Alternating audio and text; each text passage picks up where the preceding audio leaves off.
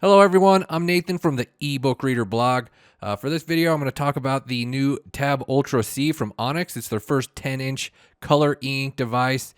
It's got the same exact design as the regular Tab Ultra. It's got a black and white screen, but so this has got the 300 ppi ink screen for black and white. It's 150 ppi for color. It's got camera on the back for scanning documents. They got this sort of like decorative strip right here. It's got like the metal housing. It does feel like a quality device. You got the power button up here. It's got a fingerprint reader as well. There's external speakers and microphones. Down here, you got a micro SD card slot, USB-C port. So one criticism I have about the device is kind of got a blocky feel. As you see right here, it's really got, it's not sharp, but the edges are kind of abrupt. Usually they have more of a rounded edge to them. But the Tab Ultra, it does not. So it's a little bit on the heavy side as well, more like a tablet than an e-reader. It's got a massive battery in this thing to help with the, the dedicated GPU that does the screen refreshing smoother than other ink devices. So it's got the front light with adjustable color temperature as well. And with the color ink screen, you do need to have the front light turned up more, it seems like, because the screen's a little bit darker. So I already uploaded a video showing the screen in depth and comparing it to a black and white ink screen. So I'm not going to go into too much detail here, but the screen's definitely an improvement over the previous color ink screens. There's a little bit, the color filter on the front of the screen is less visible, so you get a little bit clearer look for the screen for the text than you did with the previous black and white, or the previous color ink screens. So the device comes with the stylus as well. It's got this eraser tip on this end, and it's got like a little indicator for the magnet right there. And then it does not have a button like some styluses do, so no button, but it does magnetically attach to the side of the device to keep it in place. So let's talk about the user interface first. So this is how the user interface is on the Tab Ultra line. It's different than Onyx's other devices. It's more tablet-like, uses gestures to navigate. You can add different widgets to the different screens here. You can also, install different launchers if you wanted to. It doesn't have that same kind of interface as Onyx's other devices. You got a ton of different settings in here. You can actually set different home screens up using the tools in here, and you got the different widgets like I was saying. You got your quick settings menu over here. These can be rearranged too if you wanted to rearrange something to be on the other page so that it's quicker access like I did with the full refresh. You can also trigger a full refresh with the different gestures. I set swipe right to trigger a full refresh. So there's a bunch of different ways to navigate on this device. You can use the navigation ball, which I used to use on the older Note, but with this device, it has all these gestures, so you don't really need to use that so much. You can also set it to have a navigation bar if you'd like, instead of using gestures. So like you swipe up, you can go to the home screen with the gestures, but if you wanted to have the navigation bar down here with the back button, the home button, and then like the recent apps, and also got the settings on there. So you got the different options on here. You can jump around to your apps using the recent apps list as well. So yeah, there's a bunch of different ways to navigate. As far as the gestures go, you can have the navigation ball, you can have that menu bar like I was saying, and you can customize exactly what the gestures do in here, like with the different side gestures. I set full refresh for swiping from the right. I can't remember what the default was. So yeah, it's also got the Play Store installed on here, and it's not like a hack like it is on some other Android devices where you have to do some weird enabling and get it to work. It's just you sign in and it works like it's supposed to.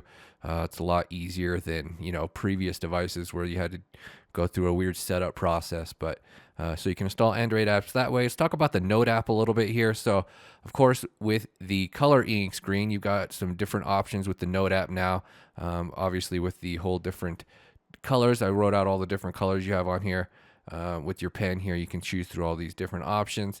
You got a different line thickness settings, and you have different brush types. So you also have the option to like set up different pens up here for quick access. If you wanted to, you can, these are all the same actually, but if you wanted to set up different brush types with different line thicknesses for quick access, you can set up multiple options up here. As you can see, you can delete those as well once you get too many of them. There's a whole bunch of different templates you can use on these devices. You can also add your own in it as well. It's really easy to add your own. So definitely a lot of template choices, and there's just tons of settings. It would take half an hour to go through all the stuff. So I'm just going to give a general overview. You got the different layers you can do. Not all devices support layers. I think Onyx is pretty much the only ones. So you can have different layers for writing, for drawing. You got different syncing options. You can set up different cloud storage, like Dropbox, on here to transfer your files. There's the zoom option. You can input text. You can also, insert images and hyperlinks. You can link to other documents. They've added some new linking options recently. You got voice recorder, so you can record voice notes. You got the text conversion option, so if you wanted to convert your handwritten notes to type text, you have that option as well. So yeah, there's a whole ton of different settings, whole ton of different options, and Onyx's Note app, they've been developing it for several years now, so they got some more stuff going than some of the other brands. But yeah, you got a whole bunch of different settings in here. You can also search your notes. You can search your handwritten notes. They have some different tag options, and this is something I like to do. You can, instead of typing, you can just write in the field with the stylus, and it'll convert your handwritten notes to text for searches and stuff like that. All right, so let's load up the web browser. So Onyx, with the dedicated GPU on the Tab Ultra line, is supposed to be like smoother for scrolling and stuff like that. So let's load up the web browser. I'll go ahead and load up my website right here. We can scroll through that and load up some different pages. I'll show you the performance of the web browser. This is the built-in web browser, the Neo browser. So yeah, scrolling is definitely a bit smoother than it is on other e-ink devices. You're still going to get some ghosting, and it just sort of depends on what settings you have set up here, but it kind of depends on what your expectations are. You're never going to get like the smooth kind of experience you're going to get like on a tablet with the LCD screen, but the e-ink screen definitely has some advantages with outdoor readability, of course. You can also set, there's all kinds of different refresh modes. I talked about this a lot in one of my previous videos with the Comics app, where you can set all these different refresh modes. So if you wanted it to have the clearer text without the ghosting, you can set it to like HD or balanced, and you'll get the refresh, so it doesn't have as much ghosting. But with the web browsing and scrolling, fast option is probably a little bit better, a little bit smoother, and you can trigger a full refresh manually as well. So I mean, the web browsing experience is decent. I mean, it's still an e-ink screen, so it's not going to be as smooth as a tablet, of course, but I mean, it's definitely usable.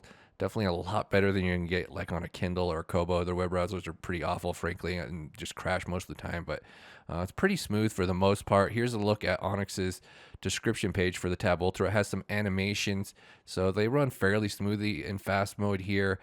I mean, you could watch videos on this if you wanted to, but it's gonna have a lot of ghosting. It's really not meant for that. But I mean, it can do it, but it's obviously not going to be super smooth. But it's not bad really for being e-ink as far as animations go. They're doable. A lot of it's just going to come down to what your expectations are. Same with the color ink screen. Obviously, color's a lot more muted than they are on LCD screens. It just kind of depends on what your expectations are for a lot of this stuff. But I mean, you can switch to different tabs, and it's not like reloading the screen every time. There's enough RAM to browse the web, unlike some of the other lower end devices. But let's talk about the ebook app a little bit now. So Onyx's ebook app supports a whole bunch of formats. So loaded up this book. I had no idea these maps were actually color. I've shown this book on a number of other devices since it's DRM free. It's easy to transfer, but yeah, I never knew those maps were in color before until I got the Tab Ultra here. So yeah, there's a million different settings in here. It would take a half hour to go through them all, but I mean, it's got text to speech. You've got table of contents here. It'll show your different annotations and anything you've written in the book over here on this list. You can write directly on the screen with ebooks, PDFs. The PDF app is really, really good. It's probably the best as far as PDF reading goes. I'm not going to show it in this video, but the ebook app, it's pretty good too. This ebook had like overlapping lines at first though, because the layout was weird in default mode, but I'll get to that in a second. You also have the different colors, of course. You can highlight and draw lines in different colors, but there's a whole bunch of different settings for font spacing. You can load in your side-loaded fonts as well. Like I said, when I first loaded up this book, some of the lines were overlapping, so I had to mess with the spacing to get it to look right, and then it looks fine. But yeah, it's just some sort of quirks with this app sometimes, but you can control the contrast, make the text darker, so a million different settings. It's also got the tabbed interfaces you can see at the top. You can switch between different documents, up to 4 at the same time. You can have open. And also another cool thing is you can have split view. So if you wanted to have your ebook open on one side of the screen and a Note app open on the other side of the screen, you can do that. Here's another thing I forgot to mention in the Note app. They have this, basically it's a word processor app now that's part of the Note app. So this device, they sell like a keyboard cover, and you can of course connect Bluetooth keyboard. So you could use this like word processor app instead of the Note app. It's a little bit more set up for typing, and then handwritten notes, so it works a little bit better for that. This is kind of a new thing that they added a little while back, so you got a lot of options for that. You can also add recording notes, like voice recordings to this, so same with the other app. You got a calendar app on here, so there's not a very many built-in apps, just what you see here on the front page here. There's like a couple different options for transferring files with the Onyx's devices, and then you've got, you know, a dictionary built in here. It's got the option for translations and a vocabulary list. So yeah, there's not as many built-in apps as some devices. Like there's no actual camera app, but you can use the camera to like scan documents. You could install a different camera app, I guess, if you wanted to, but you can take screenshots. There's like a million different things you can do with Onyx devices, a million different settings, a million different ways to set the things up. So they're very versatile. They're a lot more advanced than stuff like a Kindle or a Kobo. You got different ways to use it. You can got a lot more user customizable settings and stuff like that. So, you know, it just kind of depends on what you need from an e-ink device. Kindles do refresh smoother. They're a little bit faster for ebooks, but when it comes to everything else, the Onyx device is pretty much, you know, win. And especially with you got the color option now, you can install the Kindle app as well.